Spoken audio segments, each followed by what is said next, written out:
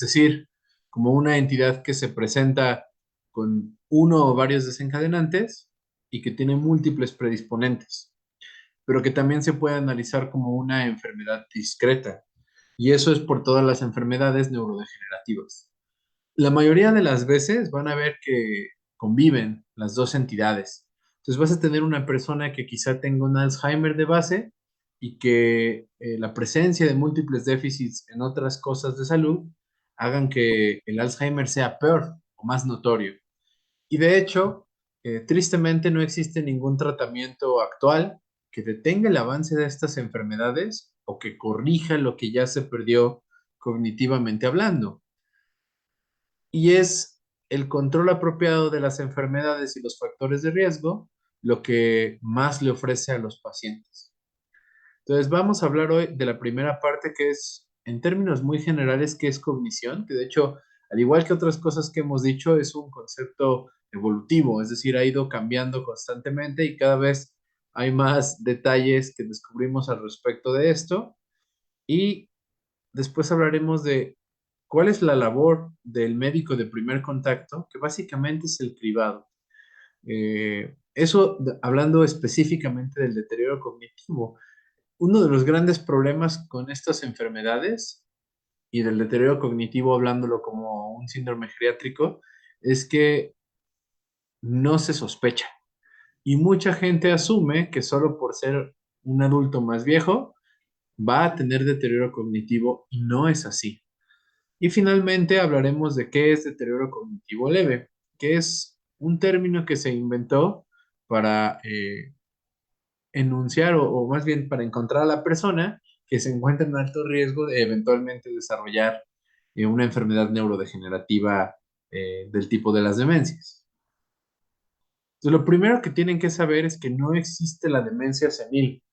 Ese es un término antiguo y en desuso en el que se asumía que el envejecimiento era la causa de las demencias. Y ya sabemos que no. Aunque no conocemos la fisiopatología exacta de todos los trastornos neurocognitivos, sí sabemos que el envejecimiento por sí mismo no los ocasiona. Y la cosa más obvia es que hay gente que ha alcanzado longevidades muy importantes, 110, 120 años, y están prácticamente intactos de la cognición.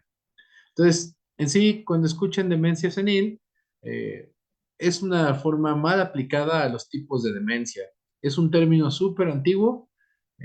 Quizá en quien lo escuchen es porque no se ha actualizado en mucho tiempo o simplemente por desconocimiento. Y además, tiene una connotación despectiva que, en el que se asume que por ser viejos, la persona va a tener un problema cognitivo. Y les digo que no es así. Entonces, está prohibido que en algún momento ustedes, sabiendo esto que hemos dicho, usen el término demencia senil. Muchos textos antiguos y mucha gente de otras especialidades, no geriatría, lo podrán seguir utilizando, pero es un claro error. Entonces, estos párrafos en realidad vienen de la idea de que la persona con demencia o con un trastorno neurocognitivo mayor sigue siendo persona. Es típico en las consultas que tanto los familiares como muchos médicos, en cuanto ven el diagnóstico o saben que su familiar lo tiene de una demencia, le quitan la capacidad de decisión, asumen que no tiene juicio, asumen que no puede hacer nada por sí mismo. Y no es así. Dependiendo la etapa y el tipo de demencia, el juicio, la capacidad de decisión, e incluso la capacidad de cuidado del individuo va a ir variando. Entonces, la idea es que a pesar de estos diagnósticos, no se le quite nunca ese componente de ser humano al individuo y que no se le quite de las decisiones y la participación en el día a día de las cosas que le pasan. Y la otra cosa importante para los médicos es no asumir que todas las cosas que le pasan al individuo están pasando simplemente por la demencia. Ese es un problema. Entonces, los individuos con demencia, aunque tengan algunas capacidades cognitivas alteradas, tienen que seguir siendo involucrados en sus cuidados. Entonces, primero que nada, ¿qué es cognición? Cognición en realidad es una suma de funciones que tienen que ver con el cerebro. Una de las definiciones es que es la capacidad para comprender o el proceso de saber. En cierta manera, para que se lo aprendan fácil, la cognición se refiere a todas las funciones cerebrales que permiten que uno eh, adquiera, interprete y use información. Entonces, vean aquí abajo alguna otra definición en la que dice que el término de cognición se refiere a todas las actividades y procesos que les decía, de adquisición, almacenamiento, recuperación e incluso el procesamiento de información. Algunos de estos procesos son explícitos. Eso quiere decir que la gente, por ejemplo, si les pido que recuerden su último cumpleaños, lo pueden intentar y pueden tener eh, alguna idea al respecto, pero hay algunos que son implícitos o inconscientes, como ya que aprendieron bien manejar un automóvil, moverse dentro de su casa aún con la luz oscura, etcétera. La importancia de esto, o lo que tienen en común los distintos dominios o procesos cognitivos, es que implican razonamiento y operan sobre proposiciones, como representaciones mentales, como por ejemplo en las pruebas que veremos, el poder dibujar un reloj y que todo el mundo sabe qué es un reloj, cómo se interpreta, etcétera. También involucra creencias, deseos y otras cosas mentales intencionales. Y normalmente están disponibles a la conciencia. Les decía ahorita que hay procesos automáticos, como por ejemplo si les piden firmar, la mayoría de las veces si ustedes ya saben de su firma, lo pueden hacer en automático. Pero también si les piden que describan su firma de manera explícita, ustedes pueden llegar a describirla sin tener que hacer este proceso automatizado. Entonces son bastantes los procesos involucrados y son complejos. Una de las cosas más importantes al respecto de la cognición y de subdividirla en procesos es que distintas enfermedades neurodegenerativas y distintas enfermedades, les vamos a decir por fines de esta clase, sistémicas, afectan de manera distinta cada uno de estos dominios. En la vida real el cerebro no es que funcione por regiones, funciona todo al mismo tiempo, pero ciertas regiones se especializan o se necesitan más para tal o cual función. Entonces, las distintas demencias van a afectar en mayor grado distintos procesos cognitivos, aunque todos se vean afectados. Pero cuando las enfermedades neurodegenerativas del tipo demencias van iniciando, ¿cuál dominio cognitivo está más afectado o cuál lleva más tiempo de afectación? Es una clave para el diagnóstico. Entonces, los dominios cognitivos que pensamos actualmente son los que ven en pantalla. Y vean, están en negrillas como los nombres generales y en letras normales como subdominios o partes de dicho dominio.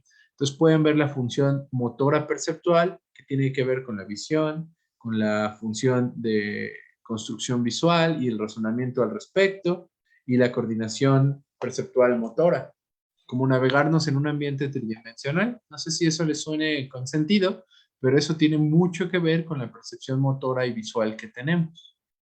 El lenguaje, que viene desde la denominación, saber el vocabulario y aprenderlo, cuántas palabras por minuto podemos decir, qué es la fluencia o cuánto lenguaje se puede producir, la parte de la gramática y la sintaxis, y también entender el lenguaje. Y hay también una parte del lenguaje que es la parte no verbal, que entendamos los movimientos de las personas o sus expresiones y sepamos qué están significando o cómo modifican el lenguaje. Tenemos la memoria, que tiene que ver con la recuperación espontánea, la recuperación con pistas, la memoria de reconocimiento, la memoria semántica y también hay memorias por el periodo de tiempo en que las analizamos, corto y largo plazo. Como el estudio de las demencias se basa en el Alzheimer, y el Alzheimer lo que más afecta es la memoria, típicamente hablamos de queja de memoria más que queja cognitiva, pero mientras más sabemos de las demás demencias, más se tiene que abrir el panorama.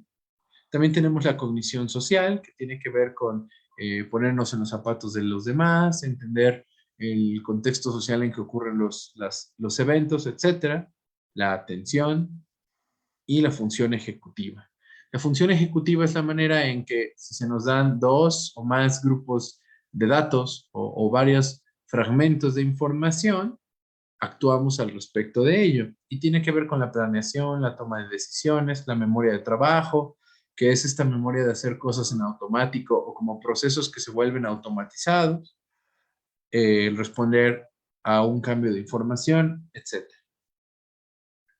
Todas estas funciones o dominios cognitivos tienen un área del cerebro donde parece que están agrupados, pero las investigaciones más actuales hablan de que en realidad no, que quizá haya un centro, por decirlo de alguna manera, regulador, pero están distribuidas por muchos lados. Sin embargo, pensando en la fisiopatología y cómo cada demencia afecta a un lóbulo cerebral de manera distinta, pareciera que sí hay áreas con predominio de dicha función. Y como les decía hace ratito, esto es lo más importante, lo del cuadro azul.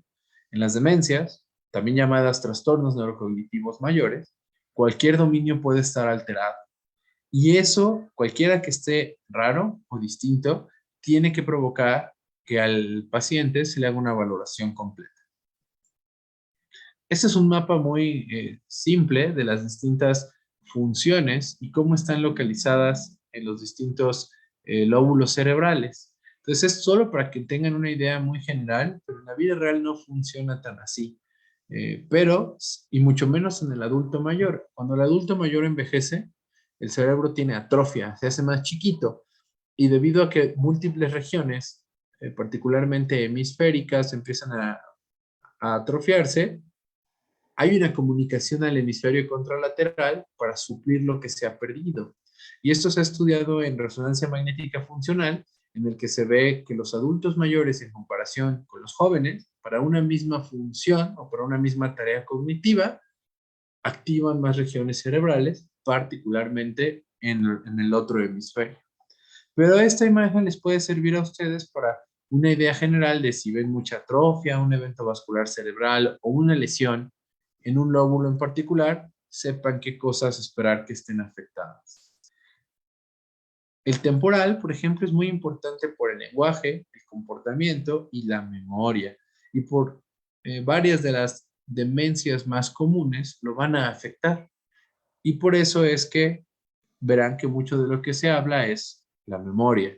Particularmente el Alzheimer tiene una afectación temporal medial y posterior importante y por eso es que solemos preguntar de la memoria. Y les decía también que muchas veces hay distintos tipos de memoria que estarán afectados y que los distintos padecimientos los van a afectar de manera distinta. Entonces existe una memoria que es episódica, que se refiere a ustedes poder recordar un evento como una historia corta y es de manera explícita. Y puede haber de corto y largo plazo, ¿no? O temprana o como muy de hace poquito y lo que sucedió hace mucho tiempo. También existe una memoria semántica, que es, como el nombre lo implica, conocer las características semánticas de una cosa. Si les decimos frutas, ustedes en automático pueden pensar muchas cosas que corresponden a la categoría frutas, o países, o continentes, etcétera, ¿no? Medicamentos, padecimientos. Eso es memoria semántica. Y puede ser explícita también y declarativa, es decir, que ustedes la pueden enumerar y decir a qué se refiere o decir sus componentes. Y también tiene, como les decía, un componente en tiempo. Existe la memoria de procedimiento, que ahí puede tener un componente implícito, es decir, que ustedes no tengan que cada vez que van a abrir una puerta, cada vez que van a desactivar la protección de su celular, cada vez que escriben en el teclado, ustedes ya saben y recuerdan dónde están las teclas, para qué sirve el shift, el control, etcétera. Y si les preguntamos, lo pueden hacer declarativo, pero a la hora de hacer una actividad, de manera implícita lo pueden lograr. Y existe esta memoria de trabajo en las que hay una forma fonológica y espacial que pueden ser sí o no declarativas y que tiene que ver con eso de como las pistas y las cosas que tienen que les dar un orden como natural a las cosas que hacen o poder tener, por ejemplo, si ustedes piensan cómo llegar de la UAM a sus casas, no tienen que recorrer o estar viendo el mapa para saber cuál va a ser la ruta que van a hacer. Conforme se conoce más de las enfermedades, es posible que estos definiciones cambien un poquito o se agreguen nuevas, pero lo importante es conocerlas en términos generales para que cuando hablemos de los distintos tipos de demencia, sepamos de qué hablamos, y más para cuando ustedes amplíen sus lecturas al respecto. Y todo esto tiene un origen cerebral distinto. Aquí pueden ver en la última columna cómo hay distintas estructuras anatómicas involucradas en cada tipo de memoria. Y así con los demás dominios cognitivos y con las distintas subdominios que se encuentran involucrados en cada una de estas funciones. Una cosa muy importante cuando hablemos de deterioro cognitivo y particularmente de demencias es el estado funcional del individuo. La forma actual de pensar en las demencias ya no es como antes con estos términos de afasia, agnosia, apraxia y amnesia. Más bien, se busca que haya una alteración más allá de la norma poblacional en cualquier dominio cognitivo y que afecte la funcionalidad. Y el motivo de que se cambiara de la idea de las antiguas múltiples As versus cualquier dominio cognitivo es que sabemos de los distintos tipos de demencia. Y lo que importa es cuánto afectan la capacidad del individuo de mantener su funcionalidad. En geriatría, como los individuos suelen tener cambios en la funcionalidad, es muy importante hacer la distinción. Por eso les he dicho varias veces que cuando investigamos algo de síndromes geriátricos o de funcionalidad, preguntarnos por qué a este individuo y por qué en este momento algo está fallando es muy importante. La funcionalidad, como habíamos dicho, se ve afectada por un montón de cosas, entre ellas la cognición y también el estado funcional del individuo afecta a la cognición. Pero vean cómo la cognición y el estado funcional están afectados por muchas otras cosas.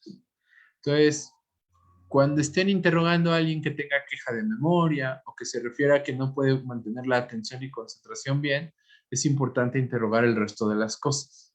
Justo ahí es cuando una valoración geriátrica se vuelve importante porque permite esquematizar y tratar de investigar cómo están pasando las cosas. Entonces, para que tengan un ejemplo al respecto de lo que les digo, una incontinencia urinaria no es lo mismo que la persona tenga la incontinencia porque tiene un problema del piso pélvico por múltiples partos o porque ya no reconoce la sensación de querer orinar. Ese que no la reconoce tiene otra enfermedad que no es del piso pélvico. No es lo mismo aquella persona que va al sanitario y no lo puede utilizar porque tiene una osteoartritis muy grave que no le permite llegar a tiempo, que aquella persona que aunque llega al sanitario no lo sabe usar. No es lo mismo que no puedas alimentarte por ti mismo porque hayas tenido un EBC que evita que muevas las manos, a que no sepas interpretar cómo se utilizan los cubiertos. Entonces, el saber si una persona tiene la capacidad o no de una actividad de la vida diaria, pero también saber por qué la pierde es fundamental para las cosas de demencia. Y vean en esta gráfica las relaciones complejas que guarda. Como en todos los aparatos y sistemas, con el envejecimiento sí hay cambios en el sistema nervioso, particularmente en el periférico, en el que la sensibilidad va a estar cambiada, los impulsos son más lentos, puede haber algunos cambios muy leves, apenas detectables en la clínica, en los reflejos, en la sensibilidad, etcétera, pero también hay cambios en el sistema nervioso central. Ninguno de ellos en el rango de enfermedad, pero sí hacen que haya ciertas cosas notorias en los adultos mayores. Sabemos que la inteligencia no cambia, pero sí la atención, particularmente cuando tenga que haber atención dividida. Eso quiere decir que se hagan dos actividades al mismo tiempo. A los adultos mayores les cuesta más trabajo. Y también tiene que ver con algo que se llama velocidad de procesamiento. Es decir, esa información o los datos que se están obteniendo del ambiente, qué tan rápido pueden tomar y procesarlos para hacer una decisión. En los adultos mayores toma más tiempo, pero sí lo deben de poder hacer normal. Entonces, muchas veces por estos cambios en la atención y concentración y la velocidad de procedimiento, pareciera que la memoria pudiera estar afectada, pero no realmente. Esto que les platico puede llevar a que la adquisición de nuevos recuerdos o de nuevo conocimiento les cueste más trabajo y por eso haya que repetirles la información un par de veces. Pero aquellos que no están enfermos de algo cognitivo deben de poder lograr. La función ejecutiva también disminuye y tiene que ver con esto mismo de la velocidad de reacción y de la velocidad de procesamiento. Pero todas las cosas de función ejecutiva, las órdenes complejas, las deben de lograr. Quizá lo hayan notado con sus abuelos o sus padres, si les dan una información muy compleja, les piden que les vuelvan a repetir, ¿no? Como opciones de ver una película, si les platican muchas cosas que les pasaron en su día, etcétera. Pero alguien cognitivamente normal debe de poder lograr las actividades normales, ¿no? Que tengan que ver con manejo de información. La memoria en general no se afecta, al menos no de manera clínicamente significativa, pero les decía que generar nuevos recuerdos es más difícil. Las áreas donde se guardan los recuerdos del temporal y del hipocampo se van desarrollando y, digamos, fortaleciendo conforme uno va creciendo. Después de alcanzar el desarrollo neurológico, es muy fácil guardar recuerdos. Pero conforme envejecemos, generar estas ligas entre las neuronas para que se genere el recuerdo se hace más difícil. Y por eso es que los adultos mayores recuerdan muy, pero muy bien todas las cosas de antes, pero cosas más recientes requieren que uno se los repita varias veces. Pero deben de lograr generar los recuerdos. El lenguaje está intacto, incluso se cree que puede mejorar porque el lenguaje también tiene un componente aprendido. Y si tienes más tiempo para aprenderlo, pues pudiera mejorar en algunos casos. Y la producción, es decir, qué tan rápido hablan, qué palabras usan, pudiera estar tantito enlentecida, pero tiene que ver también con la velocidad de procesamiento. Y finalmente, las capacidades visoespaciales pueden estar enlentecidas, pero deberían de lograrse, como poder copiar un objeto, dibujar, identificar las partes de una figura compleja, etc. Pueden tomarles más tiempo, pero deben de estar íntegros. Entonces, esto que les platicaba de los cambios con el envejecimiento explica que sí vamos a ver diferencias, pero no entran en el rango de lo patológico. Y justo el ir conociendo esto con el tiempo, pues es lo que ha hecho que el término de demencia senil entre en desuso. Entonces, acuérdense que está prohibido utilizarlo, no tiene sentido con el conocimiento actual. Cuando hablamos de demencias, o ahora llamadas trastorno neurocognitivo mayor, desde que se publicó el DSM-5, estamos hablando de particularmente al hablar de deterioro cognitivo, hablamos de un continuo que va desde la queja hasta la pérdida completa de la funcionalidad y las capacidades cognitivas. Y nosotros, para poder clasificar y seguir a los individuos de cómo les va a ir, se inventaron los términos que les decía. Entonces, en esta gráfica pueden ver cómo es la idea al respecto. Entonces, tenemos aquellos que están con una cognición normal y a partir de cierta edad va a disminuir. Toda la gente sana se va a quedar por aquí, en la normalidad. Pero hay un grupo de personas que va a estar más malita, pero que va a mantener su funcionalidad íntegra. Y a eso les llamaremos deterioro cognitivo leve y para DSM-5, trastorno neurocognitivo menor. Y la clave ahí es que la funcionalidad no está afectada por la cognición. Un grupo de esas personas, si no hacemos nada, si los dejamos evolucionar libremente, eventualmente desarrollarán demencia o para DSM-5, trastorno neurocognitivo mayor. Y la clave es que ya esa pérdida cognitiva afecta la funcionalidad. Y si eso se deja avanzar, se vuelve una demencia grave, con la generación de dependencia que esto implica. Entonces, lo interesante de estos términos es que busca que identifiquemos a aquellos individuos que se beneficiarían de una intervención. Cuando lean al respecto de trastornos cognitivos, van a encontrar una terminología muy variada. Y eso depende pues de lo moderno o antiguos o de quién sea quien lo escriba, porque distintas disciplinas hablan diferente de estas entidades. Entonces, una forma muy antigua de verla, que en algunas ocasiones puede ser útil todavía, es cortical versus subcortical. Este análisis de cortical contra subcortical alude al origen del problema cognitivo y tomaban dos enfermedades como base para su descripción. Para decir que algo era cortical o parecido a un problema cortical, eran síntomas y cosas que parecieran Alzheimer. Y para hablar de lo subcortical, hacían referencia a la enfermedad de Huntington, que en realidad en nuestro país la verdad es que es poco frecuente. Con el paso del tiempo, se vio que algunas enfermedades neurocognitivas, como los eventos vasculares cerebrales, como la demencia vascular, no asociada a eventos vasculares cerebrales, y la demencia asociada al Parkinson, por ejemplo, parecían más subcorticales, tenían cosas en común con el Huntington. Sin embargo, mientras más se sabe de estos problemas, sabemos que tanto la corteza como los demás partes cerebrales se van a ver afectadas en las distintas eh, demencias, por lo que este término ha entrado en desuso constantemente, aunque les digo a veces para tratar de hacer referencia a un conjunto de signos y síntomas, lo pudieran encontrar. Así como para que lo recuerden muy sencillo, cuando escuchen que algo tiene un problema cortical, generalmente va a ser eh, la memoria la que va a estar muy afectada. Y cuando escuchen algo subcortical, suele ser función ejecutiva, memoria de trabajo, atención y concentración. Pero les digo, no es universal en las demencias, pero pues al leer pueden encontrar.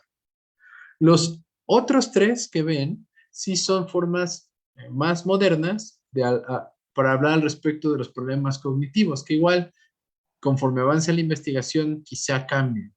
Pero ahora hablamos si hay un problema cognitivo o un deterioro cognitivo amnésico versus no amnésico, pensando si la memoria es lo principalmente afectado versus cualquier otro dominio cognitivo.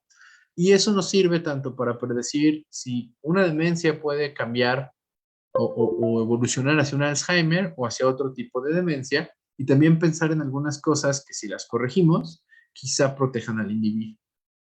También se puede hablar de un trastorno cognitivo según cuántos dominios estén afectados. Generalmente las cosas de un solo dominio afectado suelen ser menos graves o evolucionan un menor porcentaje de individuos a demencia franca que aquellas multidominio. Es decir, si hacen una valoración neuropsicológica y hay múltiples dominios cognitivos afectados, esa persona está con más riesgo. Y finalmente se ha pensado en que los trastornos cognitivos pueden ser degenerativos, vasculares o mixtos, según el origen que tengan. Entonces, estos tres son más probablemente como encuentren literatura más nueva, pero algunas cosas de cortical y subcortical podrían salir por ahí. A final de cuentas, con lo que les he dicho, todavía todo se compara con Alzheimer, dado que es el más común y el más estudiado. Y aquí, solo para que recuerden un poquito más de cortical y subcortical, particularmente en los libros, más que en artículos, lo van a encontrar. Y les decía, es un sistema antiguo, un poquito controversial para algunos, de uso amplio en la neuropsicología, y todo se compara al pensar que un trastorno cognitivo tipo Alzheimer tiene mucho componente cortical. Generalmente se caracteriza por déficit de memoria a corto plazo, que va progresando, y signos focales de disfunción cerebral como disfunción semántica del lenguaje, alteraciones visoespaciales y apraxia de manera eventual.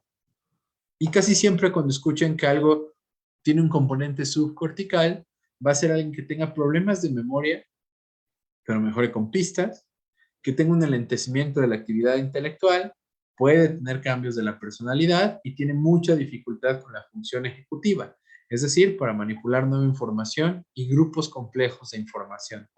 Pero como veremos al hablar de Alzheimer, varias de estas cosas les van a pasar a la gente con Alzheimer conforme la enfermedad progrese. Y por eso es que se vuelve difícil utilizar este sistema, pero lo pueden encontrar en la literatura.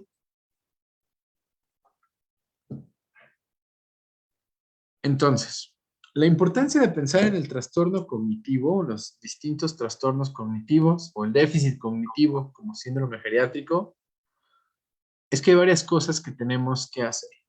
Lo primero es sospecharlo. Entonces, se recomienda que una vez al año le preguntemos al individuo cómo siente que ha estado de la memoria o en realidad de la cognición. Y es importante que indaguemos si tiene o no problemas de memoria y qué tipo de problemas, y que indaguemos si no hay algún otro dominio cognitivo afectado. Preguntar cómo siente su atención y concentración, cómo se ha sentido para aprender cosas nuevas, qué pasa si está viendo la tele o distraen, se logra acordar de lo que estaba pasando, cómo hace sus actividades de diario.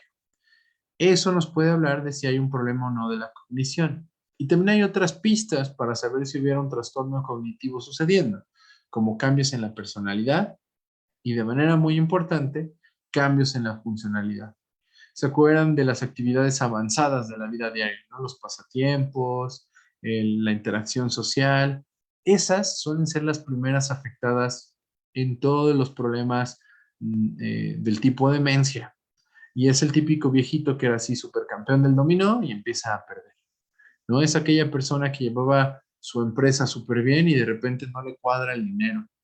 Es aquella persona que siempre disfrutaba estar con sus amigos y ahora prefiere aislarse. En ese algo está pasando. Puede o no ser la cognición, pero no es algo que debamos dejar pasar por alto. Siempre es importante preguntar desde cuándo, cómo se dieron cuenta que algo ha cambiado y qué tan rápido ha evolucionado. Desde la primera vez que hubo un problema está igual, está peor, está mejor. Todos esos detalles van a dar pistas de qué podría estar pasando. Como la cognición se modifica por muchas cosas, la pura queja no es suficiente para que pensemos que el problema de verdad proviene de las funciones cognitivas. Por lo que hay que preguntar al respecto del ánimo, del sueño y de los medicamentos que toma el individuo, ya que todo eso va a modificar la función cognitiva. Después, hay que hacer una prueba de tamizaje. La más fácil para hacer como médico de primer contacto es sin duda el minicojo. Pero si a veces tienen más tiempo, Minimental o Moca pudiera ser una buena opción. Después, y eso también es trabajo del médico de primer contacto, hay que descartar causas corregibles. Un montón de enfermedades sistémicas van a afectar la cognición, y para que la persona dedicada a los problemas cognitivos pueda dar un diagnóstico, tienen que estar todas controladas o por lo menos con intención de tratamiento en la medida de lo posible. Y finalmente, hay que dar seguimiento al paciente y poderlo derivar a alguien que se dedique a la cognición. Vamos a ver con cada tipo de demencia que son enfermedades que consumen muchos recursos y la gran mayoría va a requerir un ambiente de tercer nivel, como lo vemos en México, para su diagnóstico y atención apropiada. Y a veces, ni con esa gran cantidad de recursos, se llega a un diagnóstico específico. Pero lo mejor es que se vea entre varios expertos y que se les puedan hacer los distintos estudios o incluso incluirlos en estudios de investigación para tratar de ayudarle al paciente en, por lo menos en alguna cosa. Entonces, siempre que hay una persona que les diga que tiene queja de memoria, tienen que preguntarse qué está pasando y cómo está pasando. Aquí hay una mnemotecnia, NW-CONS, en inglés, que les puede ayudar a recordarlo. Entonces, N es de nature o la naturaleza del problema. ¿Qué cosas está olvidando? ¿Qué cosas le están costando trabajo de lo cognitivo? Si la persona se los describe con cosas del día a día, eso es lo importante para que sepamos dónde pudiera estar el problema. Después hay que preguntar desde cuándo. ¿Cuál ha sido el curso o la evolución del problema? ¿Ha sido abrupto? Es decir, pasó de estar completamente normal a estar perdido por completamente el individuo. Ha ido empeorando poco a poco, fluctúa, tuvo relación con algún medicamento, etcétera. El Alzheimer, por ejemplo, que es, les decía, la enfermedad como prototípica o de la que más se conoce, evoluciona muy lento a lo largo de meses o años, con pérdidas poco a poco, mientras que, por ejemplo, una demencia vascular asociada a un evento vascular cerebral va a tener la pérdida abrupta después de dicho evento. Las cosas asociadas a la alfa-sinucleína van a tener problemas motores antes de que la cuestión cognitiva se afecte. Entonces, esa evolución y relacionarla con los demás síntomas es muy importante. Les decía que es importantísimo identificar si la cognición afecta o no la funcionalidad, y después algunas cosas que pueden servir para ver qué vamos a hacer con el paciente, tiene suficiente apoyo, la persona que los cuida ya no los va a poder cuidar, se va a colapsar, etc. Y finalmente, ver los desencadenantes, que pueden ser del ánimo o pueden ser de problemas de salud en general. Entonces, como pueden ver, no es una labor sencilla tener que identificar qué está pasando con la persona. En general, cuando pensamos en los trastornos neurodegenerativos, enfocándonos a los como de demencia, vamos a pensar que hay una enfermedad o patología que afecta las redes neuronales. La verdad es que la fisiopatología de estas entidades es muy difícil y mientras más se sabe, más confuso se vuelve. La forma más sencilla de entenderla es con este dibujo que ven aquí. Existe toxicidad, alguna cosa sistémica o local que está afectando a las neuronas. Generalmente vamos a ver que hay una proliferación de la glía. Acuérdense que la glía es esta parte del sistema inmune, particularmente la microglía, que vive en el cerebro. Y su proliferación y activación, también lo pueden encontrar como priming, es muy importante para las demencias. Esa inflamación de bajo grado que ocasiona la microglía activada hace que la barrera hematoencefálica no funcione como debe. Y la presencia de sustancias inflamatorias y radicales libres va a hacer que las redes neuronales no funcionen como deben. Todo eso, además, va a llevar a degeneración neuronal.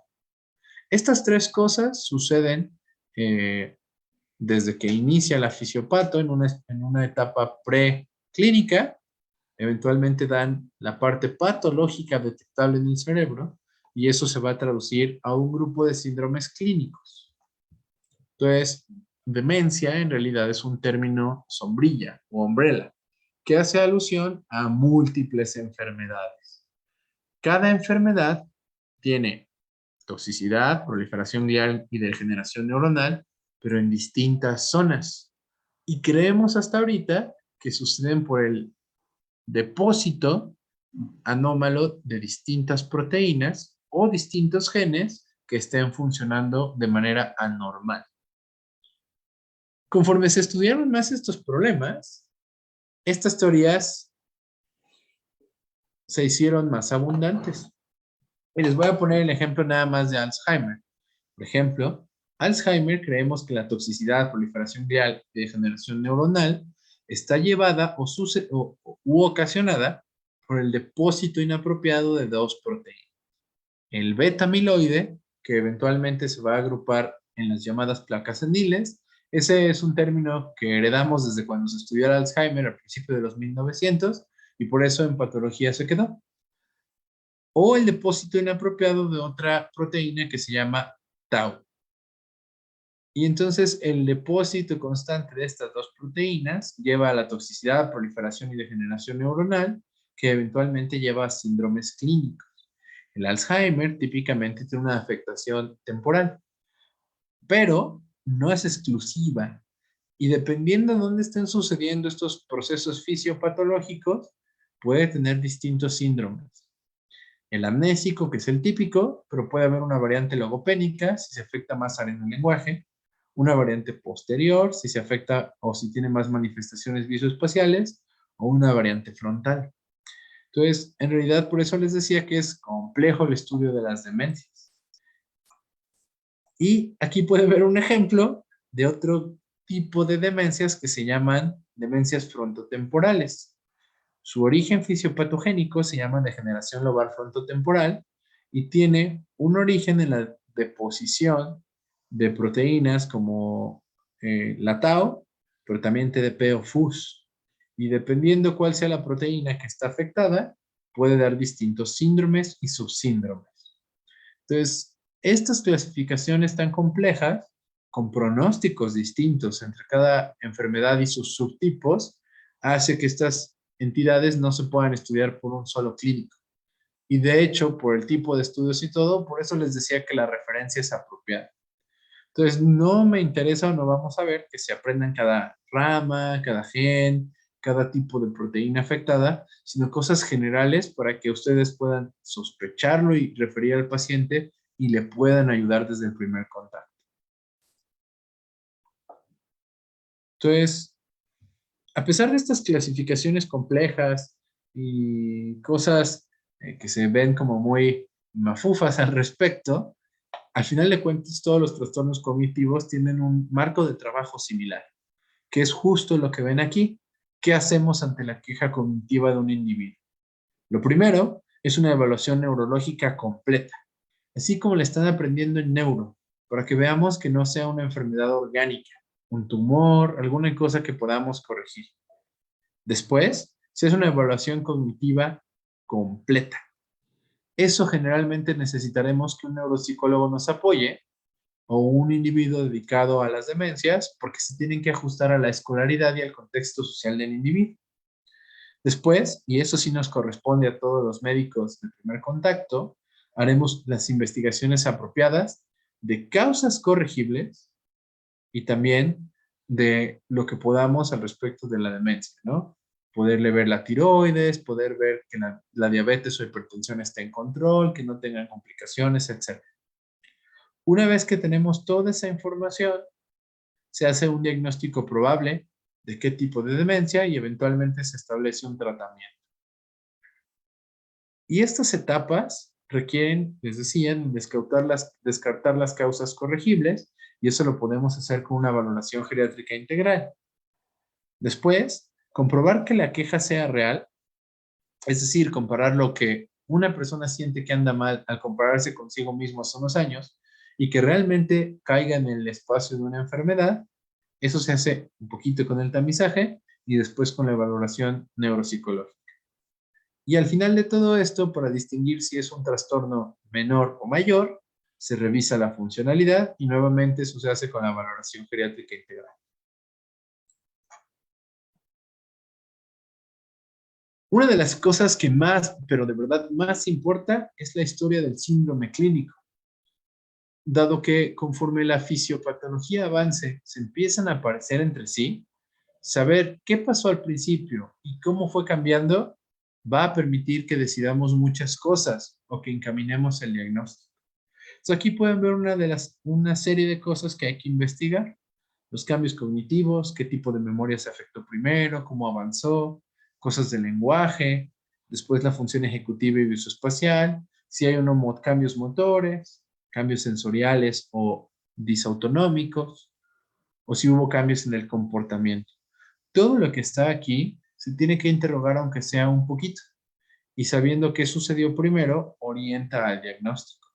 Y eso eventualmente va a ser bueno para la tolerancia a los poquitos tratamientos que hay y también para el pronóstico y para poderle decir al familiar y al mismo paciente qué esperar de su enfermedad. Y justo como pueden ver, con todo lo que hay que interrogar, descartar, etcétera, probablemente lo mejor sea que estas patologías se atiendan de manera especializada y multidisciplinaria. Casi siempre, aún en la atención especializada, nos vamos a quedar en un diagnóstico sindrómico. Y muchas veces el diagnóstico etiológico se hace post-mortem, por lo menos hasta el día de hoy. Pero en los esfuerzos de investigación más importantes son en encontrar biomarcadores. ¿Hasta aquí tienen alguna pregunta?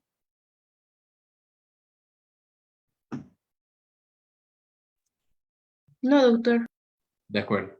Entonces, probablemente lo más importante para ustedes es poder hacer una prueba de tamizaje. Las pruebas de tamizaje en demencia lo que buscan es encontrar a aquellos en riesgo, pero que todavía no tengan afectación funcional. Ya en la práctica clínica, muchas de las veces simplemente sirven para discernir entre el que tiene una queja autopercibida y aquel que sí la tiene real, por decirlo de alguna manera, al menos clasificable. La evaluación cognitiva en realidad tendría que evaluar todos estos dominios. La que hacemos los médicos de primer contacto, los no dedicados enteramente a la cognición, son pruebas que de manera muy superficial ven cada dominio cognitivo. Y ya el neuropsicólogo se va a enfocar en cada una de las funciones de manera individual para podernos dar un perfil y decir a qué tipo de demencia se parece. El problema de elegir tests para evaluar la cognición es que dependen del nivel de educación académica del individuo, sus antecedentes culturales y la experiencia que tengamos al aplicar las pruebas. Dicho todo esto, la más aceptada por su facilidad de aplicación, tiempo de aplicación y sensibilidad en los primeros contactos con un paciente con problemas cognitivos es el Mini-Cog. El Mini-Cog lo inventó el grupo de la doctora Sue Borgson y lo que hace dos pruebas muy sencillas y solo te dice si el individuo tiene o no un problema cognitivo que haya que estudiar más a fondo. El Mini-Cog está dividido, les decía, en dos pruebas, pero las dos pruebas se hacen en 3 etapas. La primera etapa es el registro de 3 palabras. Entonces, lo que tienen que hacer es tener por ahí preparada una hoja, puede ser tamaño carta o francesa, blanca. Pueden o no ya tener impreso el círculo que se propone en la prueba o pedirle al individuo que lo dibuje. Ahorita vamos a ver por qué es. Y la primera etapa es primero hacer que la persona les ponga atención y decirle, ponga atención o escuche con cuidado. Le voy a decir 3 palabras que quiero que repita y trate de recordarlas. Las palabras son, todas las que están en los cuadritos están validadas para el español. Y estas 3 están en una validación mexicana, que puede ser mesa, llave y libro.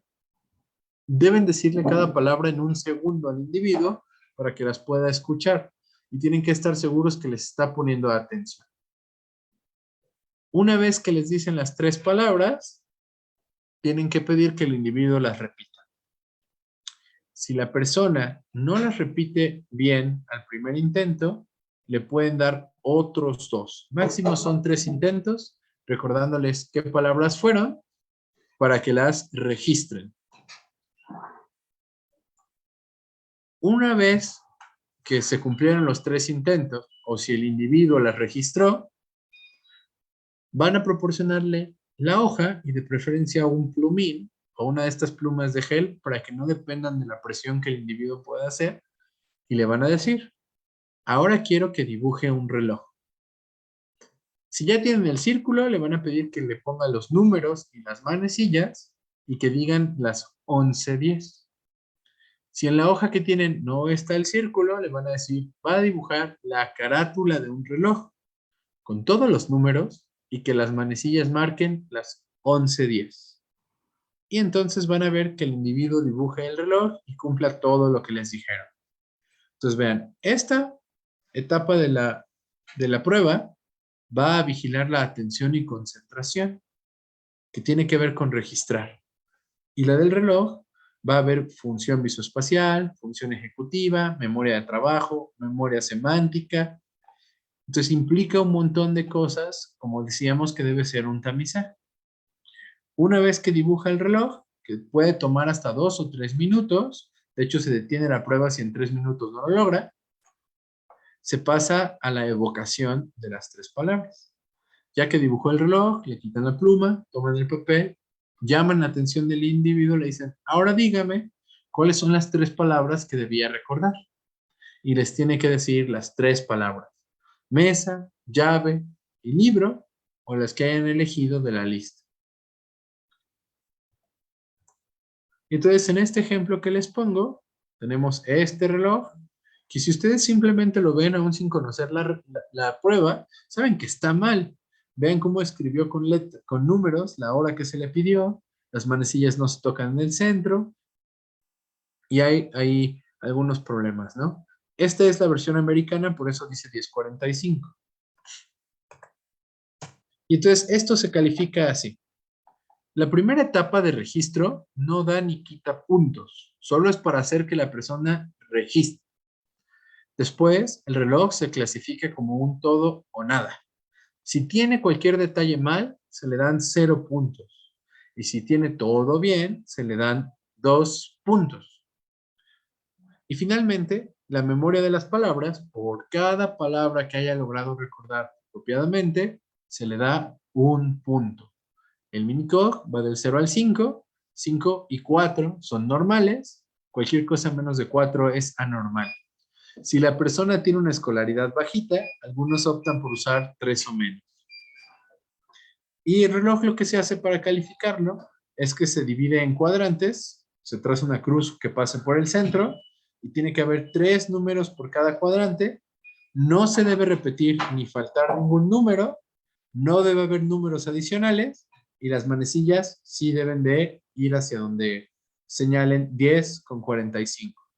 La longitud de las manecillas no importa para fines de esta prueba, pero sí una que vaya hacia el 10, hacia los 10 minutos, que sería el número 2, y una que vaya hacia el 10 de las 10 horas. Perdón, hacia el 11 de las 11 horas.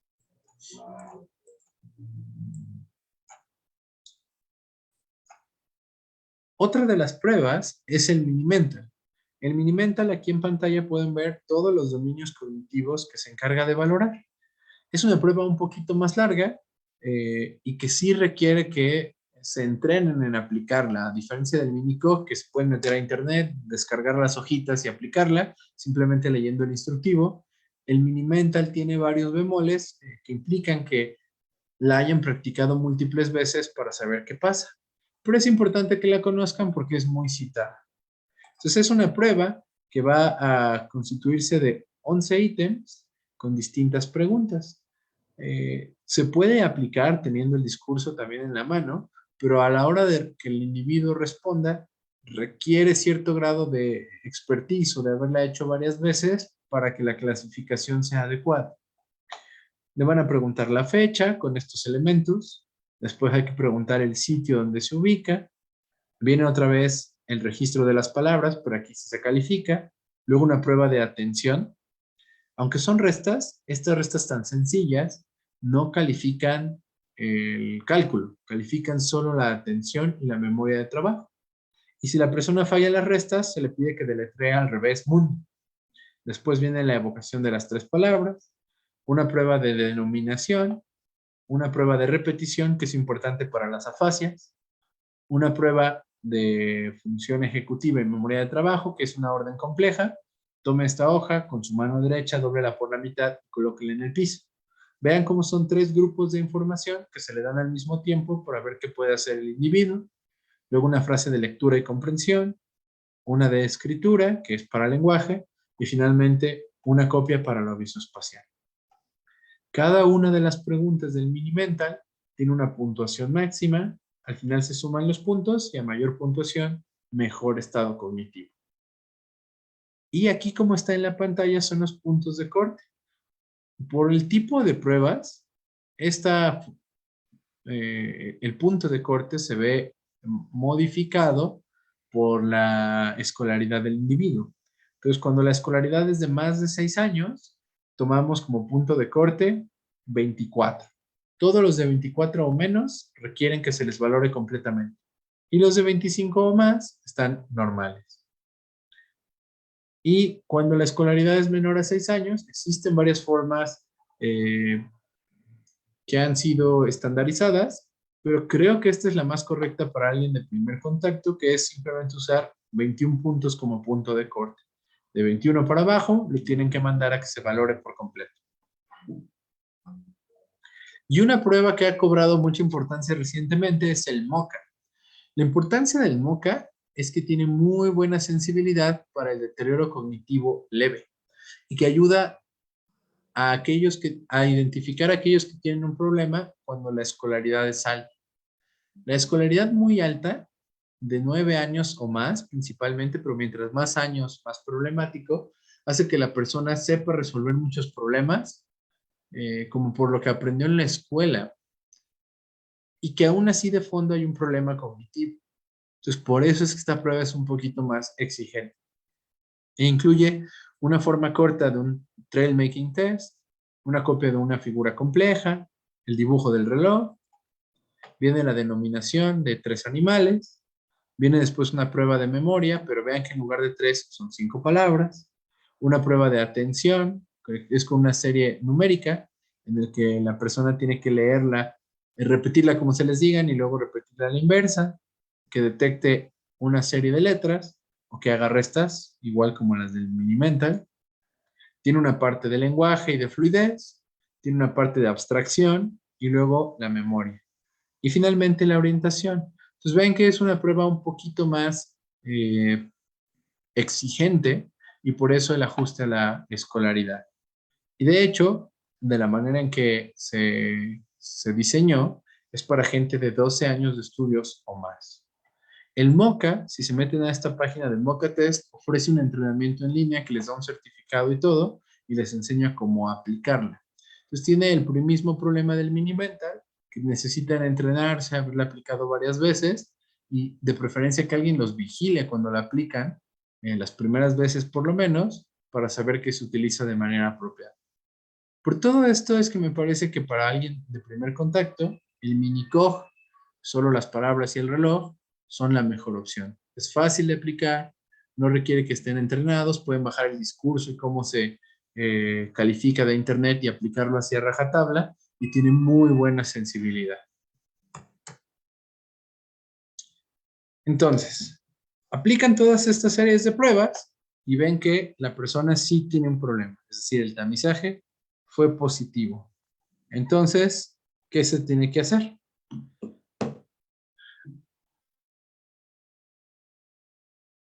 Pongo entre comillas gold estándar porque en realidad es la suma de cosas. Por sí mismo, una sola valoración no debería dar el diagnóstico de una demencia. Pero en general, para que podamos clasificarlas y saber qué está pasando, lo que se necesita es una valoración neuropsicológica para que el perfil que sale, pues diga qué tipo de problema pudiera estar pasando. Para decidir el tratamiento, se necesita una evaluación geriátrica. Es decir, para que sospechemos qué tipo de demencia es, necesitamos sí o sí una resonancia magnética, quizá un PET, y la valoración neuropsicológica. Para decidir el tratamiento en adultos mayores, necesitamos una valoración geriátrica y que se pueda comparar qué es peor, las enfermedades que ya tiene o la demencia, y cuál es la enfermedad índice. Y todo esto tras haber diagnosticado y tratado las causas corregibles. E incluso el DSM-5 en sus criterios lo establece. Cuando hablamos de un trastorno neurocognitivo, estamos diciendo un trastorno cognitivo de cualquier dominio que esté 2 desviaciones estándar por debajo de la normalidad de la población y que no es explicado por otra enfermedad. Ahora, ¿qué enfermedades? Son todas estas que están en pantalla, pero pueden ser muchas más. Entonces, polifarmacia. Cualquier medicamento que tenga un efecto neurológico puede afectar la cognición, pero los que más la van a afectar son los antipsicóticos y las benzodiazepinas. Entonces, siempre hay que ver si se le pueden quitar al paciente. Hay otros fármacos que también lo afectan, quizá en menor medida, como los antihistamínicos, cualquiera que pueda dar hiponatremia, los GABAérgicos, porque pueden dar somnolencia y cambiar la atención y concentración. Entonces, un análisis de los fármacos que toma el individuo es siempre importante cuando nos enfrentemos a una queja cognitiva y a un tamizaje positivo. La hipotensión ortostática o en general cualquier cosa que lleve un bajo gasto, la depresión y la ansiedad, el hipotiroidismo. Si bien en las lecturas al respecto de cognición lo que más se encuentra es hipotiroidismo, el hipertiroidismo también lo afecta. Entonces, en el abordaje de una queja cognitiva positiva, hay que ver qué está pasando con la tiroides. Deficiencia de vitamina B12, incluso aquellas leves e incluso aquellas que no tengan una anemia perniciosa de fondo, hay que revisar que no haya esa deficiencia porque afecta la cognición. Las demencias por vitamina B12 sí son corregibles, pero son muy raras y casi siempre, el 90% de las veces, eh, o hay una resección del intestino por una cirugía o hay anemia perniciosa. Y suelen no ser solo un problema cognitivo, sino también tienen muchos problemas de la propiocepción y del movimiento. Entonces, es raro que esta vaya a ser una causa, pero deficiencias leves pueden entorpecer las pruebas. Hipo o hiperglicemia, por lo que hay que ver si tiene diabetes, qué medicamentos está tomando, cuánto tiene de hemoglobina glucosilada, y si no la tiene, hay que pedir la hemoglobina glucosilada para descartar el diagnóstico. Deshidratación y cambios en los electrolitos, alteraciones sensoriales, particularmente la pérdida auditiva no corregida, afecta la cognición. Apnea obstructiva del sueño. Yo creo que a la par del SAOS también tienen que investigar que la persona no tenga EPOC. El EPOC también es una de esas enfermedades que típicamente afecta a la cognición por los estados crónicos de hipoxemia. Y bajo esa misma lógica, la falla cardíaca. Esta entidad de aquí, la hidrocefalia normotensiva o síndrome de Hakim-Adams, generalmente se caracteriza por una triada de incontinencia urinaria, trastornos de la marcha y trastorno cognitivo. Y lo importante de esta entidad, aunque no es muy común, es que es corregible. Con una derivación ventrículo-peritoneal, estas personas suelen mejorar bastante. Por ello es que la imagen siempre es importante, ya que en las imágenes del cerebro se hace una cosa que se llama índice de Evans, si no me equivoco, y eso ayuda a sospechar o no la hidrocefalia normotensiva. Fibrilación auricular y cualquier otra arritmia, siempre hay que descartarla en quien pueda tener una demencia, por lo que por lo menos un electrocardiograma o quizá un Holter son importantes, y finalmente infecciones. Obviamente una infección aguda generalmente va a darles más síntomas con lo que puedan sospecharlo, pero aquí se refiere a crónicas. Siempre cuando sospechen un problema cognitivo hay que descartar virus de hepatitis C y B y VIH. Entonces, todos estos despistes de enfermedades corresponde al médico de primer contacto. Por lo menos pedir los estudios iniciales para que le podamos beneficiar al paciente. La corrección temprana de todas estas patologías protege la cognición. ¿Hasta aquí alguna duda o pregunta? No, doc. ¿Seguros, seguros? Entonces son Sí, las doc. 4:32. Ahorita a las 4:40 continuamos para ver lo de deterioro cognitivo. En realidad no es una enfermedad como tal, es un término clasificatorio para encontrar a la gente en riesgo de desarrollar una demencia. Sí tiene una base fisiopatológica, pero en realidad es como un misterio, por decirlo de alguna manera. El deterioro cognitivo leve a lo que hace referencia es que cuando se les aplican las pruebas a los individuos, les va mal. Pero si los observamos a lo largo del tiempo, no todos empeoran. Y entonces se inventó el término para detectar a este grupo de gente y poderlos estar observando. También se le llama trastorno neurocognitivo menor según la terminología del DSM-5.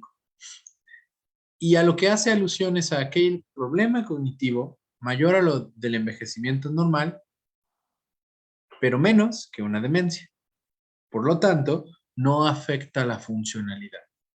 Quiere decir que va a ser alguien que le hacen su minicog y sale normal, y sale anormal, perdón, sale con algún problema, pero su valoración geriátrica está normal, o por lo menos no afectada por lo cognitivo. Se clasifica en amnésico versus no amnésico y en multidominio versus único dominio. Y la importancia de esta clasificación es epidemiológica. Aquellas personas con deterioro cognitivo leve amnésico tienen más riesgo de Alzheimer. Cuando los dominios afectados no son la memoria, es decir, es un DCL no amnésico, tienen riesgo de otras demencias. Y el multidominio versus único dominio, en cierta manera, habla de la cantidad de riesgo. Aquellas personas con un trastorno cognitivo menor multidominio suelen tener más riesgo de progresión que aquellas con una falla unidominio. Como tal, no existe una sola prueba o alguna sola cuestionario o valoración que haga el diagnóstico. En sí, el término lo que dice es que los puntajes en las pruebas que decidas hacer van a estar 1 a 2 desviaciones estándar por debajo del promedio para la edad la población y la educación. Justo esos puntos que les decía del mini-cog de 4 o menos, o del mini-mental de 24 o menos, son los que aluden o caen dentro de estas pruebas. El origen de este término es de las clasificaciones que utilizábamos antes o que actualmente se usan para Alzheimer. Hay dos principales, el GDS, no lo confundan con el de la valoración geriátrica de depresión. Este es Global Deterioration Scale y el otro es Geriatric Depression Scale y el CDR. Entonces, aquí pueden ver el el GDS, y lo que hace es clasificar a la persona por estadios del problema cognitivo. Y el problema es aquí, entre el 3, entre el 3 y el 4, en el que el 3 dice que no hay demencia, pero sí hay algo de deterioro cognitivo. Y si se dan cuenta, son algunas cosas muy inespecíficas. Y luego en el CDR tenemos el mismo problema entre el punto 5 y el 1, en el que las cosas se parecen y que hay gente que a ratos parecía con leve y a veces con punto 5 y así. A final de cuentas, esto llevó a que los investigadores se preguntaran qué con estas clasificaciones y por qué, si ya estábamos clasificando a un individuo como con un problema cognitivo, había unos que nunca empeoraban. Entonces un grupo en la Clínica Mayo, comandada por un doctor que se llama Petersen, lo que hizo fue hacer unos análisis poblacionales y de los problemas cognitivos del individuo y verlos por mucho tiempo y ver qué pasaba. Y llegaron a encontrar que efectivamente había un grupo de personas que iban a tener una queja cognitiva como subsintomática sin que se afectara su función y que de ellos alrededor del 15% eventualmente iba a tener demencia. Y entonces hicieron unos criterios para detectarlos con la intención de intervenir y que no desarrollaran la demencia o pudiéramos retrasar su inicio. Y para poder definir ese grupo de personas se inventó el término deterioro cognitivo leve. Me voy a pasar a los criterios más modernos. A final de cuentas son los mismos, pero lo que se fueron dando cuenta con el tiempo es que no solo la memoria iba a ser lo afectado, sino cualquier dominio cognitivo. Entonces aquí en la pantalla pueden ver los criterios de Petersen o criterios de deterioro cognitivo leve. Y ven que incluye una queja de memoria autoinformada o informada o reportada por el acompañante o el informante. Y ese de queja de memoria para los criterios modernos se cambió a queja cognitiva. Después incluye, así de la queja autorreportada o reportada por alguien más, hacerlo objetivo, es decir, que tengan un tamizaje o una prueba positiva. Y finalmente, que no se haya afectado la funcionalidad. Entonces, cuando hablemos de alguien que tiene deterioro cognitivo leve, es aquello que tiene queja, que tiene una valoración positiva, pero que su funcionalidad no está afectada. Y aquí pueden ver en esta gráfica, dependiendo de si es unidominio o múltiple dominio, a qué pensamos que puede evolucionar. Entonces vean, si es amnésico unidominio, lo más probable es que sea Alzheimer o que pueda ser una depresión. Si es amnésico lo más afectado, pero es múltiple dominio, puede ser Alzheimer, una demencia vascular o depresión. Entonces vean cómo si la clasificación por dominios y si es amnésico o no, ayuda a predecir a qué nos estamos enfrentando. Y el no amnésico, cuando es de unidominio, suele sugerir una frontotemporal, y cuando es múltiple dominio, una demencia con cuerpos de Lewy o una vascular. Entonces, esto es muy interesante porque ayuda a ir previniendo y diciéndole a la persona qué podría esperar en la evolución de sus problemas. Y una vez que se hicieron estos criterios, se le pudo estudiar a esta gente y sí se encontraron cosas fisiológicas y anatómicas. Entonces, si se le hacen pruebas cognitivas y se aplican estos criterios, los que clasificamos como normales van a tener su cerebro normal, con algo de atrofia, como pueden ver donde está el cursor, pero nada grave. Si lo comparan con alguien que clasificamos como deterioro cognitivo leve, vean aquí donde está el hipocampo, pueden ver cómo hay una atrofia mayor en el deterioro cognitivo leve, y lo pueden ver también aquí en los ventrículos, pero en comparación con el de Alzheimer es menos. Entonces sí es una etapa intermedia entre estar normales y con un problema neurodegenerativo franco. Y lo mismo lo podemos ver por este PET. Este es un PET con complejo de Pittsburgh.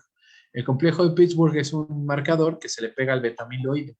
Entonces pueden ver a alguien normal que tiene algo de beta-amiloide, eso nos va a pasar a todos, alguien con deterioro cognitivo leve que tiene más, y aquí alguien con Alzheimer. En los PETs, lo que pinta más, está detectando más el marcador que le pongamos. Entonces, en el caso de Pittsburgh, mientras más marcador tenga, peor.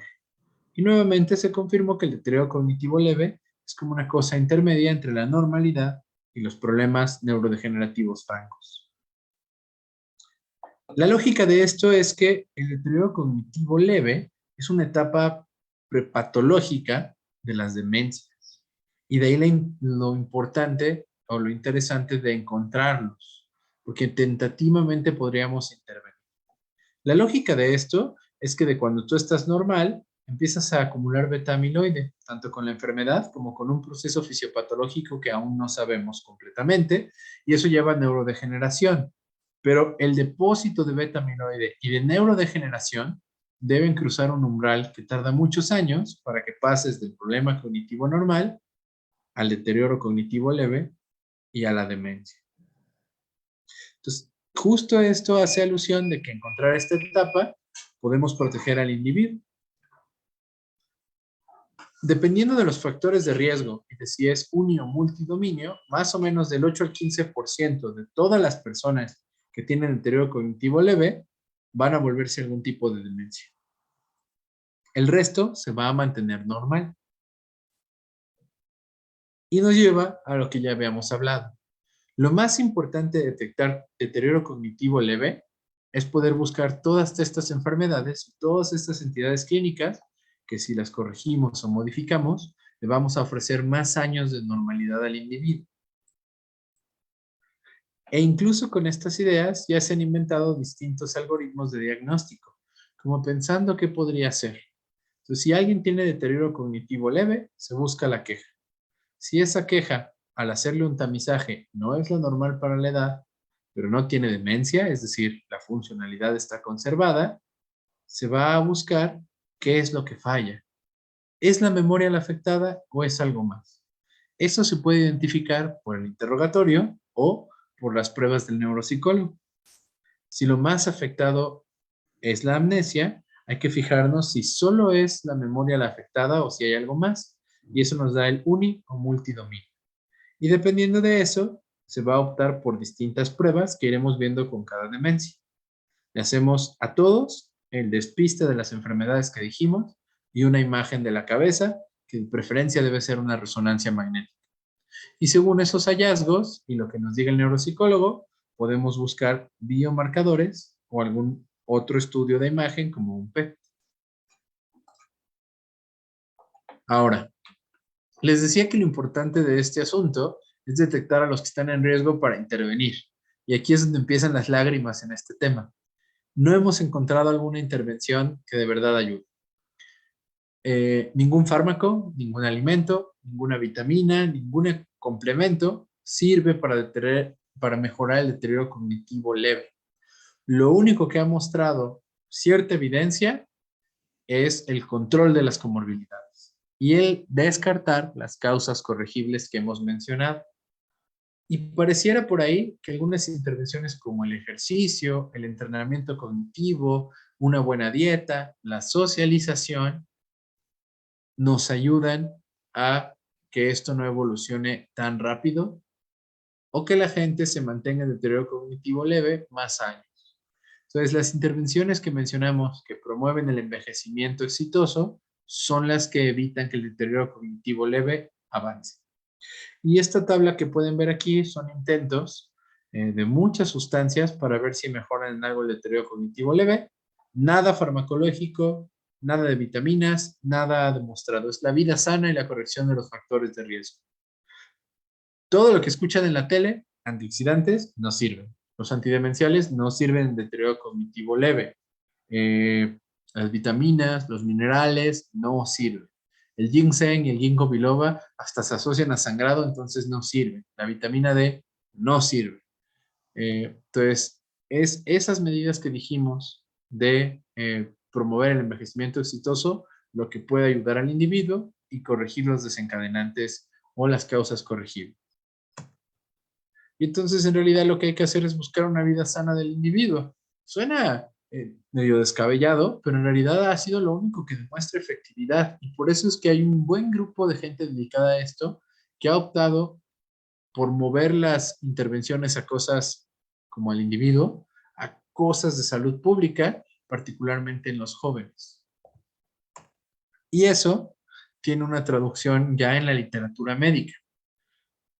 Hace unos años, en la revista Lancet, que es una de las que más factor de impacto tiene de todas las que hay, determinó una comisión de muchos especialistas en geriatría y en demencias y en neurología para que buscaran en la literatura y analizaran el grado de evidencia de todo lo que podría prevenir demencias. Lo pueden encontrar en Google como la Comisión Lancet. Estoy casi seguro que está en sus carpetas de lecturas. Y lo que encontraron ellos en lo que sí podemos intervenir son las cosas que están en la pantalla. Uno, minimizar la diabetes, con todo lo que implica minimizar y controlar bien la diabetes. Tratar la hipertensión. Cada vez hay una tendencia mayor a creer que no es el beta amiloide lo que lleva al Alzheimer, sino más bien una disfunción de la barrera hematoencefálica y que el beta amiloide es solo un biomarcador de algo más que está pasando. Y pareciera que la regulación del tono vascular es muy importante. De ahí que se tenga que tratar la hipertensión. Prevenir el traumatismo craneoencefálico, dejar de fumar, reducir la contaminación y reducir la obesidad. Todo eso se ha visto que si lo logramos modificar, lo que hace es disminuir la neuropatología, particularmente por tau y por las mediaciones vasculares e inflamatorias. Después, realizar ejercicio, reducir la ocurrencia de depresión y aquellas depresiones que ya existen, tratarlas y evitar el consumo excesivo de alcohol. También el tratar el déficit auditivo, mantener la socialización y buscar una educación académica alta. Todo esto previene la aparición de las demencias. Y esto es lo único que tiene una evidencia científica detrás. ¿Alguna pregunta o comentario?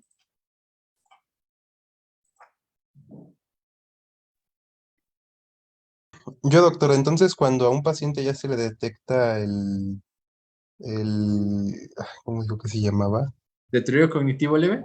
El deterioro cognitivo leve, prácticamente, pues, por así decirlo, ya está condenado a No, justo llegar. es lo contrario que les decía, solo el 15% va a evolucionar, pero lo que se intenta es prevenir a ese 10 a 15% de que evolucione.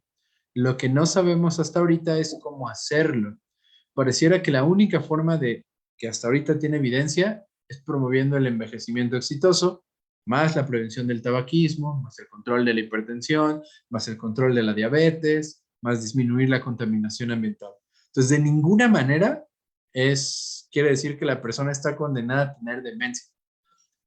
Más bien lo que se busca es que de los poquitos que sí van a tener demencia, les podamos ayudar en algo. O sea, el deterioro cognitivo leve, aunque se plantea como que pudiera ser un estado prepatológico, no es una enfermedad. Les decía que es solo una entidad epidemiológica para ver quién tiene o no tiene riesgo. Es decir, no es una cosa determinista. Tú puedes tener DCL y vivir 40 años con el DCL y que nunca evoluciones a una demencia. Y eso dependió de que se pudieran controlar tus factores de riesgo. Otra cosa importante del DCL es que sirve para incluir a la gente en estudios de investigación para ver qué cosas genéticas, probar medicamentos, probar otras intervenciones para prevenir su evolución a otra cosa fisiopatogénica. Y también sirve para que, desgraciadamente, si detectaste a alguien que sí evolucionó a demencia, veas qué tiene él de especial, genéticamente, fisiopatológicamente, y eso dé más información sobre las demencias. Pero de ninguna manera es una condena, es solo un marcador de riesgo. Acuérdense que riesgo no implica, no es que absolutamente te vaya a pasar algo. Riesgo es riesgo, como lo dicen, es como un volado. Si echas un volado, no a fuerza va a caer águila, ¿no? Así es lo mismo en esta definición de deterioro cognitivo leve. Justo lo que tú dices, y es como una interpretación común, incluso entre especialistas. Y eso ha llevado a controversia e incluso había, que ya no tienen tanta voz, un grupo de gente que estaba en contra de Peterson y sus colaboradores, diciendo que no deberíamos usar el término. Sin embargo, por cuestiones básicamente de investigaciones que optamos por sí usarlo. Entonces, es muy posible que ustedes lo vean en la clínica y incluso está la controversia de cómo le digo a un paciente que tiene esto. ¿Debería decirle que tiene un diagnóstico o no decirle nada? Es difícil. Generalmente nosotros ahí en el instituto lo que hacemos es decirle, mire, entiendo su queja, le hice unas pruebas y no salen tan bien como queríamos. Pero eso no quiere decir que usted tenga una enfermedad. Lo que vamos a hacer es vigilarlo y le vamos a estar repitiendo las pruebas y algunos laboratorios constantemente, cada 6 meses, cada año, para ver que nada cambie. Y si algo cambia, le vamos a volver a proponer otros estudios y otras cosas para ver qué está pasando. Entonces es solo un marcador de riesgo, no quiere decir que absolutamente el que caiga en estos criterios lo va a tener. Un ejemplo de esto, y sí se ha estudiado, es que a gente que hace guardias o que trabaja de noche les hacen pruebas cognitivas al día siguiente y el 50% salen mal. Entonces, ¿querría decir que ese 50% va a tener un problema cognitivo a futuro? No es así. Solo quiere decir que la cognición se modifica por muchas cosas. El que más te preocupa es el que alguna vez clasificas con DCL, que tiene todos los factores de riesgo y que al año siguiente vuelve a tener DCL y el año siguiente un poquito peor y así. Ese que va empeorando cada vez, ese probablemente sí le vaya a dar una demencia. Nuevamente, el ver las causas corregibles, el tratar los factores de riesgo, le va a ayudar a que no evolucione o que tarde muchos años. Entonces, por eso es importante esta entidad. Piénsenlo de la otra manera. Si no existiera y alguien tuviera una deficiencia leve de B12 que no da otro síntoma más que pensamiento lento, quizá nunca pensaríamos en ello y nunca le tomaríamos los laboratorios y va a tener ese factor de riesgo todo el tiempo, ¿no? Y ese sí podría evolucionar a un problema más grave. Entonces, la idea es eso, encontrar a quién anda en riesgo y ver en qué le ayudamos. Pero tampoco es una sentencia. Entonces, si alguna vez hacen un tamizaje cognitivo y sale mal el individuo, no le vayan a decir, uy, ya valió, ya haga ahorita sus voluntades anticipadas porque ya no va a poder pensar en un año. No funciona así. Solo es decirle, mire, le hice esta prueba y si usted no se controla de la diabetes, no baja de peso, no deja de fumar, es posible que en algunos años su memoria no sea lo mejor. Y es posible que si no se cuida, en unos años más, sí tenga un problema de memoria real. Entonces, es momento de que se corrija todo lo demás. ¿Qué le parece si le dejo metformina? Cosas de ese estilo. Entonces, sí es una entidad controvertida, pero cada vez tiene más auge en la clínica, especialmente entre los no geriatras, se usa mucho y sí se vuelve problemático. Por ahí hay un montón de neurólogos que dejan cosas ahí sospechosas, como vitamínicos que no están indicados, citicolina, núcleos MP, los mismos antidemenciales de los que hablaremos, con la intención de retrasar este problema. Y no funciona así, porque no estamos seguros que el DCL tenga lo fisiopatológico de fondo. Solo sabemos que ese individuo no está tan bien cognitivamente y que tiene factores de riesgo. Pero como les ponía ese ejemplo de las guardias, muchas cosas bajan la cognición. Si una semana se ponen una borracherota, así fea, deshidratados, con una cruda terrible, el lunes van a tener la cognición mal. Y eso no implica que eventualmente vayan a tener un problema cognitivo. Pero si alguien no les avisa que ese comportamiento es peligroso, lo van a seguir repitiendo y en 50 años ese problema de alcoholismo sí lleva a deterioro cognitivo. Entonces, más o menos así va la cosa. Lo mismo con los jugadores de americano. Unos van a desarrollar deterioro cognitivo por trauma crónico o por trauma repetido y otros desarrollan Alzheimer. Entonces, si no se hubiera inventado este término y no se los hubieran aplicado a deportistas, no se hubiera visto que el traumatismo craneoencefálico es un factor de riesgo. Entonces, le tienes que decir, mira, si sigues sin utilizar tu casco en los entrenamientos, si sigues sin pedir descanso cada ciertas semanas, en 50 años o en 20 años, sí vas a tener un problema. Estás a tiempo de que cambie. Pero de ninguna manera todos los que les digamos tienes DCL a fuerza en 10 años vas a tener tu demencia por traumatismo, ¿no? Entonces, es más como una manera de hacer conciencia de que algo malo le está pasando al individuo y que tentativamente se puede corregir. Ok, Doc, gracias. ¿Alguna otra duda? Yo tengo otra pregunta, doctor, disculpe. Dime, dime. Este, ¿Qué implicaciones legales aquí en México tiene el diagnóstico de demencia? O sea, si nosotros ya lo diagnosticamos legalmente, el paciente pues pierde alguna situación de capacidad legal. No, hasta donde yo sé, no. La capacidad legal se ve con la capacidad de juicio y capacidad de toma de decisiones. Entonces, habría que preguntarle a un abogado, pero el puro diagnóstico de demencia no implica que la persona no pueda decidir. Y sí es muy común que llamen a neurólogos o geriatras a que hagan un juicio médico, que tampoco es lo legal, lo tiene que hacer un perito, ¿no? Entonces, ese tipo de cosas suceden como yo, el médico que trata a esta persona, diagnostiqué tal cosa, su juicio y su capacidad de decisión está en tal nivel, ¿no? Nada más. Y ya un perito decidirá, un médico legista, pues, decidirá si lo que dice el médico le permite o no tomar cierta decisión legal. Pero en la vida diaria clínica, no lo crean. Justo al principio les decía que se ha caído en la despersonalización del individuo con demencia. Y es que la duda que tú tienes la tienen muchos, particularmente quien no ve pacientes de este tipo siempre. Si alguien te está diciendo que tu atención y concentración falla, lo que piensas en automático es como, no, entonces no va a poder decidir algo complejo, ¿no? Y no es así. Hay grados distintos de capacidad. Y por ejemplo, alguien que tiene un Alzheimer y tuvo una educación muy alta, incluso un Alzheimer moderado, puede tener una capacidad de decisión y un juicio muy bueno, aunque su memoria sea mala. Y entonces hay formas de valorarlo. Eh, por ejemplo, para un tratamiento médico, le platicas el tratamiento y le preguntas qué entendió, para qué sirve lo que le vamos a dar, quiere o no quiere tomarlo y por qué. Y con eso tú te vas dando una idea de qué pasa. Una cosa importante cuando vayan a valorar juicio y toma de decisión es que nunca es la opinión de una sola persona.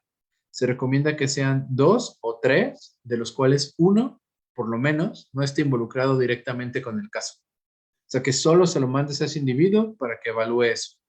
Puede ser psiquiatra, neurólogo, en algunos casos geriatra, particularmente cuando tiene que ver con la cognición, pero es como esta toma en conjunto.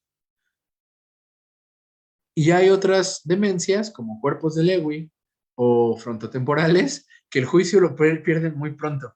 Entonces, también por eso hay que tratar de identificar qué tipo de demencia aparece para este tipo de decisiones. La gente con Alzheimer, por ejemplo, un Alzheimer típico, a veces incluso en Alzheimer grave, siguen diciéndote las cosas que valoran. Y vas y les dices, oiga, usted ya no está pudiendo deglutir. Quisiera que le pongamos una sonda, que tampoco se hace, pero es un ejemplo típico. Y ellos te van a decir, no, no quiero porque me va a lastimar. No, ¿y por qué le va a lastimar? Pues porque me hacen un hoyo en la panza y me duele, no quiero. Y pueden llegar a tener ese insight y ese juicio. En cambio, alguien con frontotemporal, incluso le dices, ¿usted tiene demencia? Y te dicen, claro que no, si yo me siento mejor que nunca.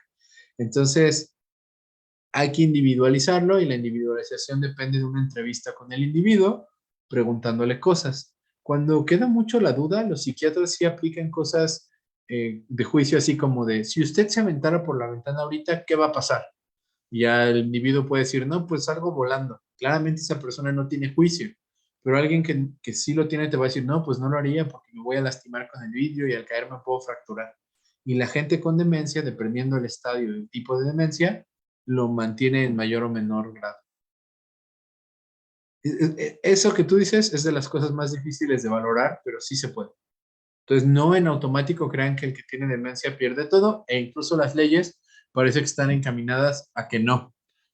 Pero el perito es el que determina según lo complicado del asunto legal. Muchas, Moraleja, no vayan a prescribir o hacer ustedes informes que parezcan legales. Lo hace el perito. El médico no legista, lo único que tiene que poner es el diagnóstico, el estadio y qué cosas están haciendo para corregirlo. Nada más. Luego levantó la mano Leo Aguilar.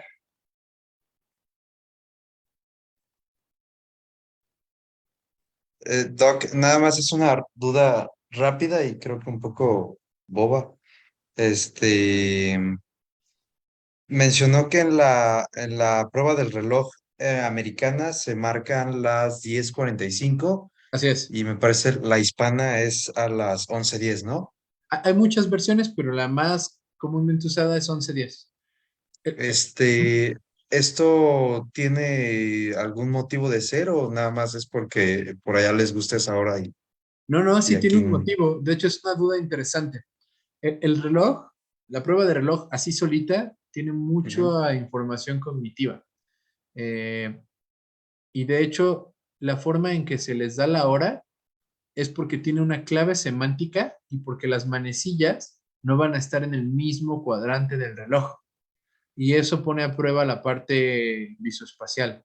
Entonces, los americanos usan 10:45, pero no les dicen 10:45, dicen quarter to 11.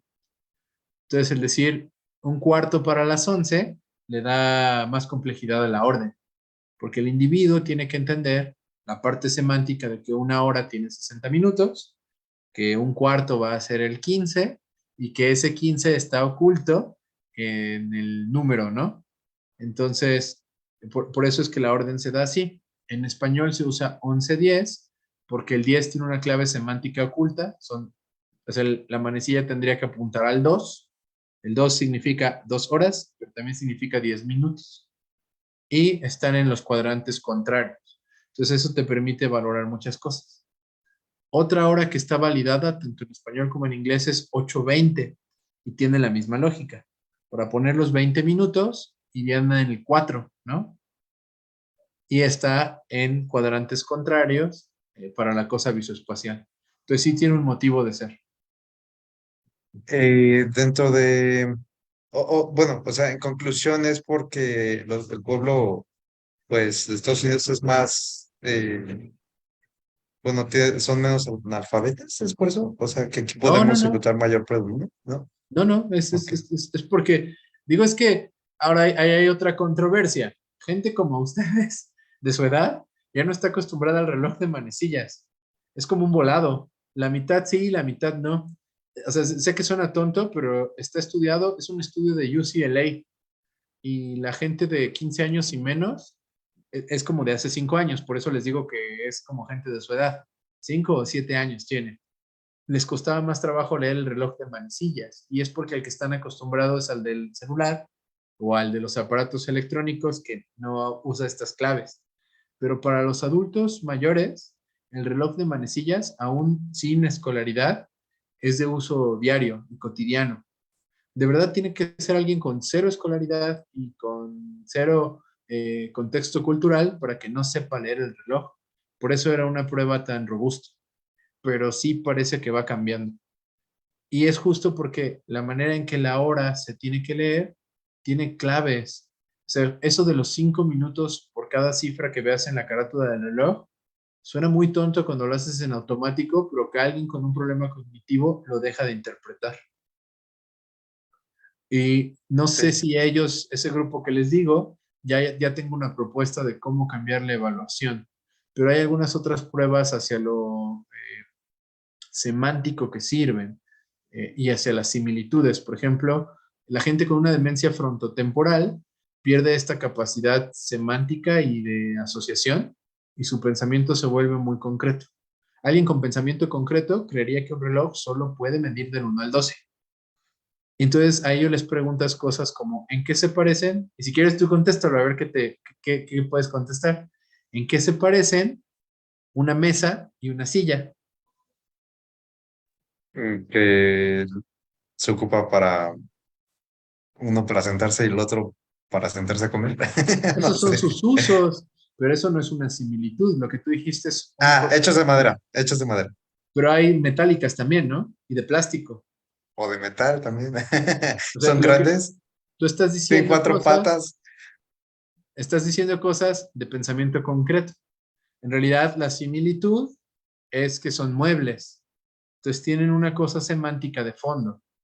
En realidad la prueba no se hace así tan a rajatabla como te la dije, tiene una pista previa para ver si la gente lo interpreta, que les dices un tulipán y una margarita, y si no saben les dices es que son flores. Y luego ya preguntas la mesa y la silla, y luego una regla y un reloj. Entonces, como les diste la pista semántica de que el tulipán y la margarita son flores, tiene la información para decir que la mesa y la silla son muebles y que el reloj y la regla son instrumentos de medición. Entonces, así se ha tratado de adaptar a la gente que ya no usa el reloj, pero por lo menos en la gente que actualmente son adultos mayores, tienen que saber leer un reloj. O sea, es una cosa, es como todo el mundo sabe utilizar un refrigerador, ¿no? Lo abres, metes las cosas y ves que esté frío. Más o menos es la lógica detrás del reloj en las generaciones de antes. Probablemente esto cambie. Ahora, si a ustedes les pedimos que prendan un celular, esperamos que el 90% lo haga de manera apropiada, pero los adultos mayores no. Entonces, eso va a cambiar a la cosa semántica. Pero hasta hoy, en los viejos sí sirve el reloj. Ok, Doc, gracias. ¿De nada? ¿Alguna otra pregunta?